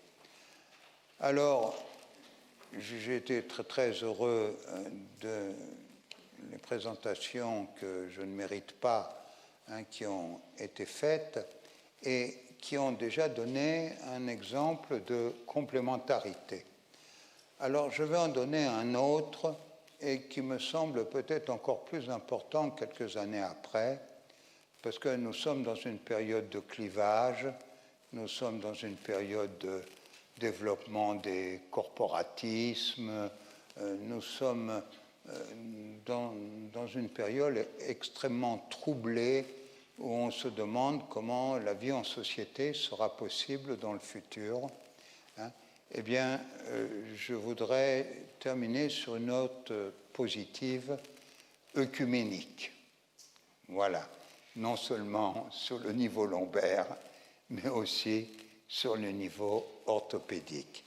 C'est-à-dire que j'ai fait un petit tableau des effets particulièrement efficaces en orthopédie et un petit peu moins, et des effets particulièrement efficaces en RPG, et puis un petit peu moins. Alors nous n'allons pas perdre de temps, je ne veux pas abuser de votre patience, mais c'est très important. Voilà. Eh bien, le point très fort des orthopédistes, c'est qu'un corset, ça peut se porter 22 heures sur 24. Nous, si nous faisons une séance de 22 heures sur un patient, la police va venir le récupérer avant la fin de la journée. Bon, très bien. Ensuite, il y a une action focalisée, particulièrement sur la colonne vertébrale, alors que nous sommes obligés de nous préoccuper des membres également, puisque nous sommes en fonction d'une logique d'un système intégré de coordination neuromusculaire, globalité oblige. Et l'action des orthopédiques, si vous n'êtes pas d'accord, messieurs, vous êtes là pour me contredire, est particulièrement efficace. C'est un délice pour un orthopédiste d'avoir une scoliose dorsale parce que, évidemment, l'appui costal va se transmettre plus directement aux vertèbres dorsales qu'au niveau lombaire où nous n'avons pas de côte. Donc, les corsets sont particulièrement spectaculaires en résultat vis-à-vis de l'angle de Cobb, c'est-à-dire de l'inclinaison latérale. Bien. Et puis, ils vont fixer, or, pour un orthopédiste, une scoliose qui bouge est une scoliose qui peut présenter un risque d'aggravation. Et puis, en chirurgie, eh bien, là, on fixe, alors ça ne bougera plus, donc ça n'aggravera plus. Voilà.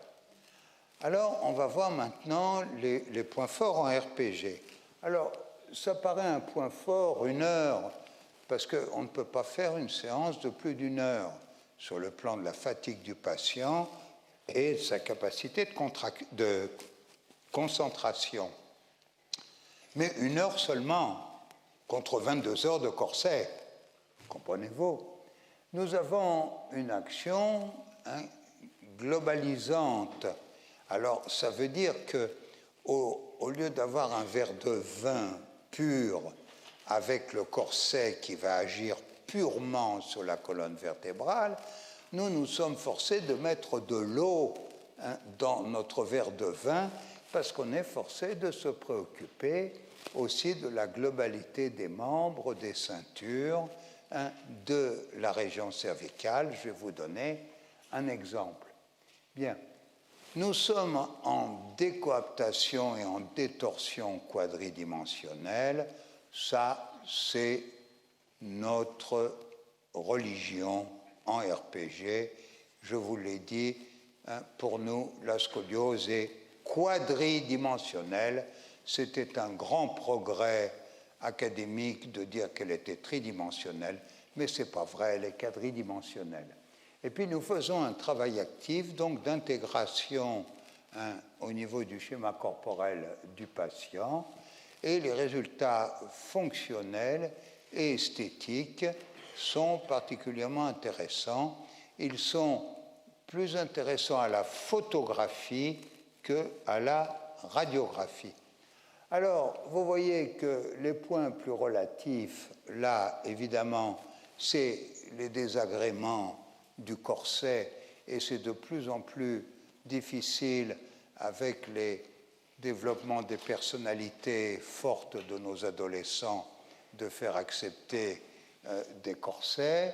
Bon, nous avons des compensations, et je vais vous en montrer une, et puis nous n'avons pas la possibilité, en dehors du Milwaukee, il n'y a plus un adolescent qui accepte un Milwaukee maintenant, qui tractionne un petit peu, nous n'avons pas cette action de traction, et très souvent les corsets vont lordoser.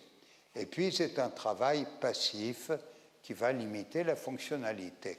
Eh bien, vous regardez les points forts, ils sont absolument complémentaires des points qui sont un petit peu plus relatifs pour les traitements des corsets.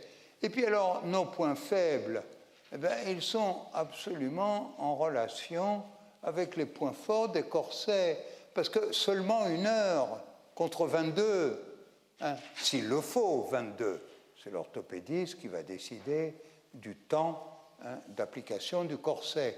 Bien, moins de focalisation sur la colonne vertébrale, et là, il n'y a plus de focalisation. Nous avons de l'eau dans notre vin, donc nous avons un peu moins d'efficacité sur la colonne parce que nous n'avons plus d'efficacité globale. Et puis, nous avons moins de focalisation latérale parce que nous sommes en quadridimensionnel au niveau de la colonne. Et puis, nous restituons de la mobilité. Et à la fin, ça avait été très bien identifié, puisque j'ai eu la chance au congrès de Rome il y a quelques années d'avoir de très grands orthopédistes italiens. Ça avait été très très bien identifié pendant la table ronde.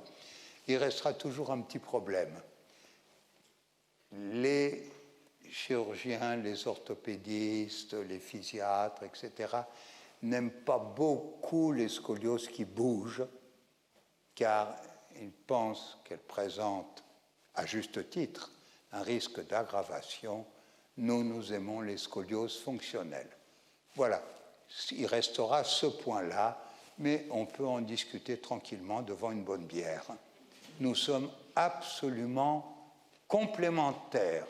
Voilà, je voulais délivrer ce message-là parce que nous sommes vraiment dans une période où, quand on trouve des complémentarités, il faut les souligner, puisque nous sommes dans des périodes d'opposition chronique et on ne sait pas où on va comme ça. Mais nous ne sommes pas dans le siècle des Lumières. On a cité Leonardo da Vinci, Reviens, Leonardo, s'il te plaît. Reviens, Mozart, s'il te plaît. Alors, voilà un exemple, et j'ai terminé, hein, rassurez-vous. Voilà un exemple, voyez-vous, d'un corset qui a été très correcteur, même si, à mon avis, là, il aurait peut-être pu appuyer un petit peu plus bas. Eh bien, regardez la différence. Elle est très positive. Seulement, regardez ici. Nous avons une exportation, toujours mes expressions exagérées, une exportation de la scoliose au niveau cervical. Et ça, pour un RPG, c'est du travail quotidien.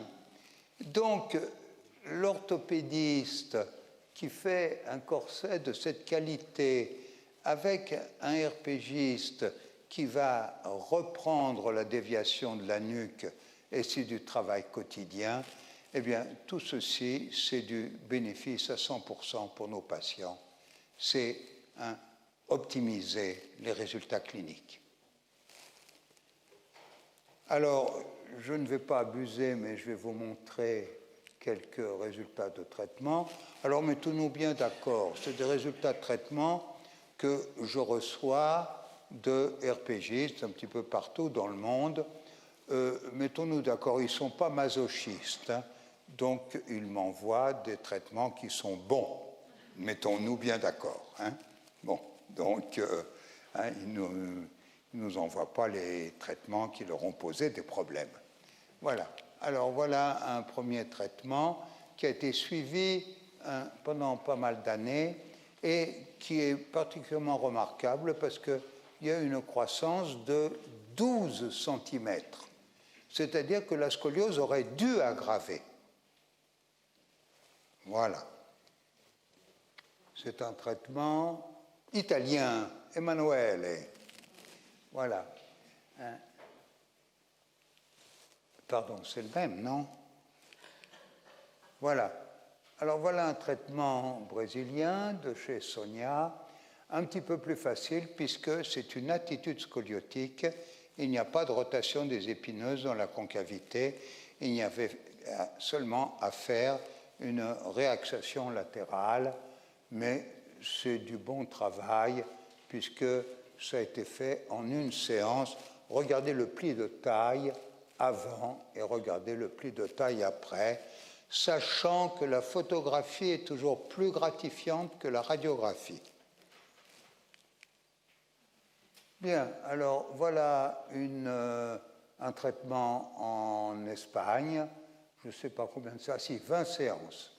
20 séances, c'est du bon travail parce que c'était une scoliose déséquilibrée et une scoliose déséquilibrée va se rééquilibrer puisque la finalité, c'est de maintenir l'équilibre. C'est une raison d'aggravation, le déséquilibre. Alors, ça, si vous me répondez, c'est une scoliose qu'on envoie à un confrère qu'on n'aime pas, c'est une mauvaise réponse. Hein. Vous vous débrouillez tout seul avec cette scoliose-là. C'est une scoliose antalgique additionnée. C'est-à-dire qu'il y avait une scoliose et en plus est arrivée une douleur hein, qui a créé un side shift absolument dramatique. C'est un bon traitement. Ça vient d'Argentine, je ne connais pas. C'est pas moi qui l'ai fait. Voilà. Voilà un traitement plus modeste mais correct. Voilà. 18 séances de RPG, c'est honnête. Voilà, un traitement brésilien qui a duré un certain temps.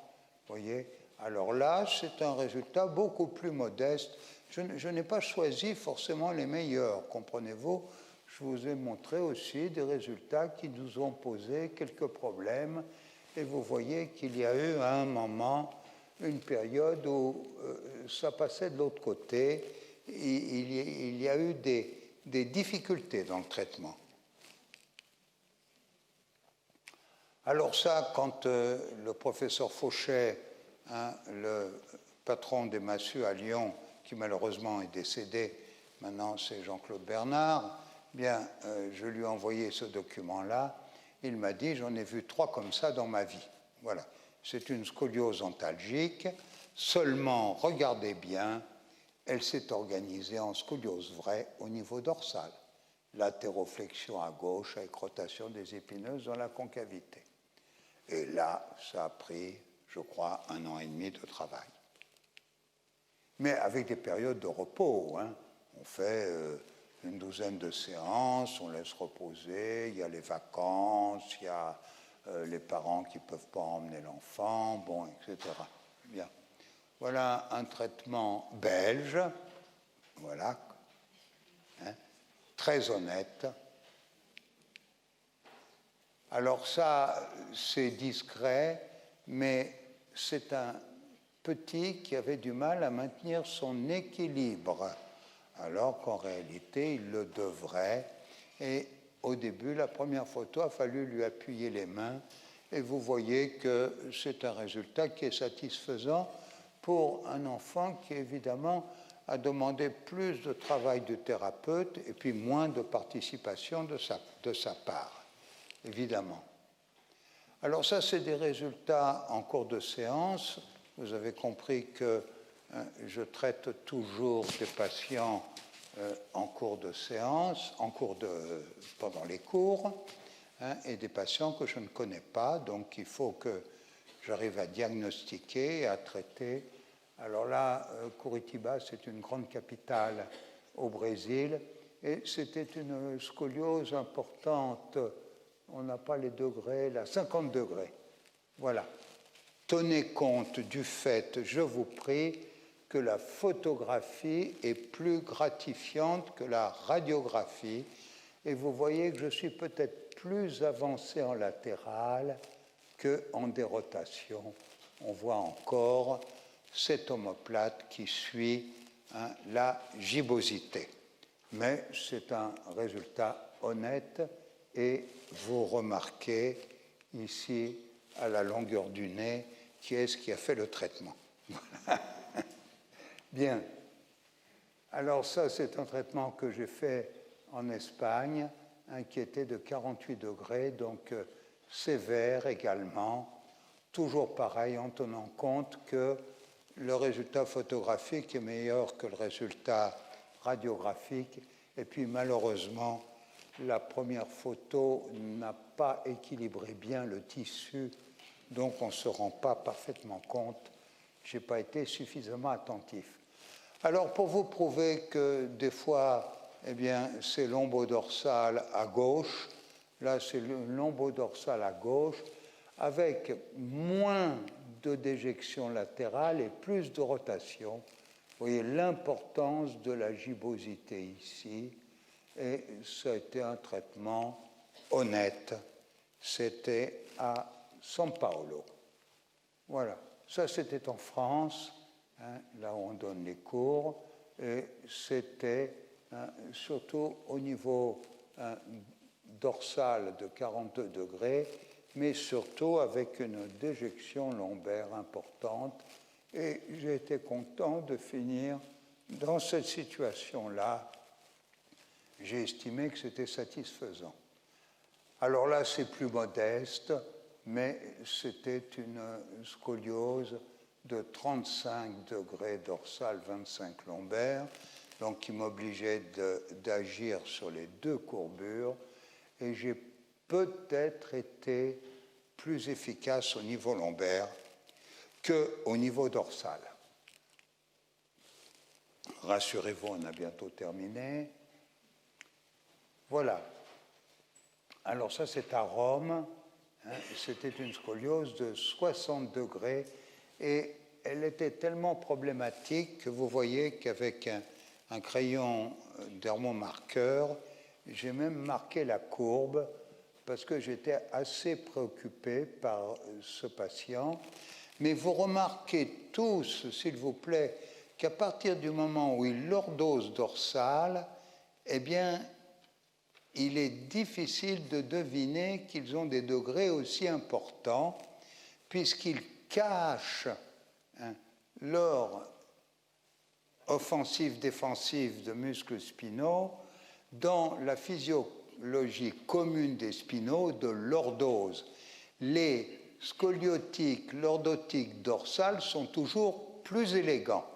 Et quand on fait le test d'Adams, c'est là qu'apparaît la torsion dramatique. Très bien. Voilà, alors là j'avais fait le tracé, et si je me souviens bien, c'est un traitement qui m'avait donné une certaine satisfaction. Bon, en voilà un autre. Ah ben celui-là, non, il est immanquable, puisqu'il est de la semaine dernière. Voilà. Alors, c'est une jeune fille qui avait excusez-moi, c'est une jeune fille qui avait une cervico-dorsale. Et regardez avant la séance, eh bien, cette jeune fille avait perdu l'horizontalité du regard. Pour nous, en RPG, c'est le signal d'avoir perdu le signe qualitatif de l'hégémonie bipédique, qui est d'avoir un regard horizontal stabilisé et clair. Donc, qualitativement, c'est une compensation, c'est un comportement important pour nous. Vous vous rendez compte comment elle voyait le monde, cette demoiselle, vous voyez. Et alors, à la fin de la séance, eh bien, c'était la semaine dernière, on a été relativement contents, et puis, elle aussi. Je vous remercie.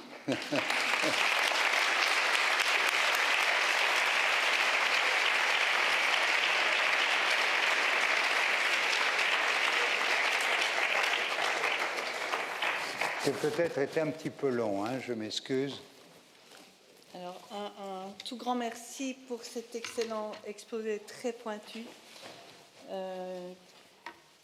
qui nous aide à comprendre quelles sont les bases du raisonnement clinique de la RPG axé sur l'observation des rétractions des muscles de la statique. Cet exposé nous apprend quelles sont les règles de base de la RPG, l'individualité de la pathologie, la causalité du traitement qui doit nous guider et la nécessité de la globalité. En effet, qu'y a-t-il de plus global qu'une pathologie comme la scoliose qui met en jeu des compensations à tous les niveaux?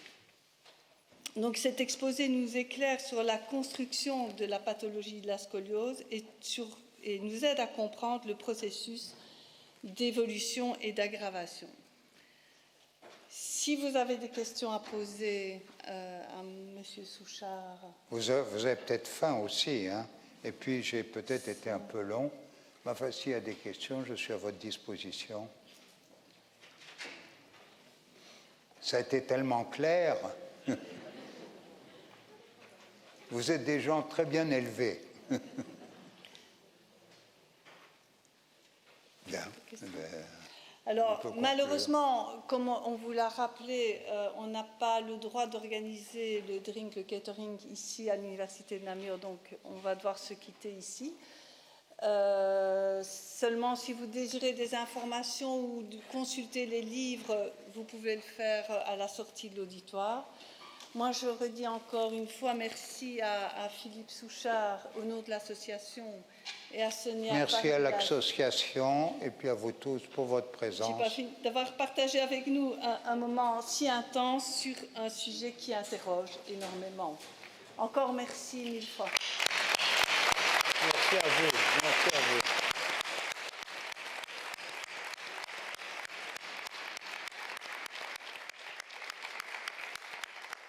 Merci beaucoup à vous, aux médecins qui m'ont ému, et puis à l'organisation qui a fait un travail formidable, et vous qui êtes venus à une période qui est extrêmement difficile. Vous êtes des professionnels de qualité pour avoir fait cet effort. Pour sortir du parking, si vous êtes garé dans le parking, je sais que je ne le connais pas, mais on peut ressortir. Vous ne devez pas revenir en arrière, vous pouvez sortir en continuant.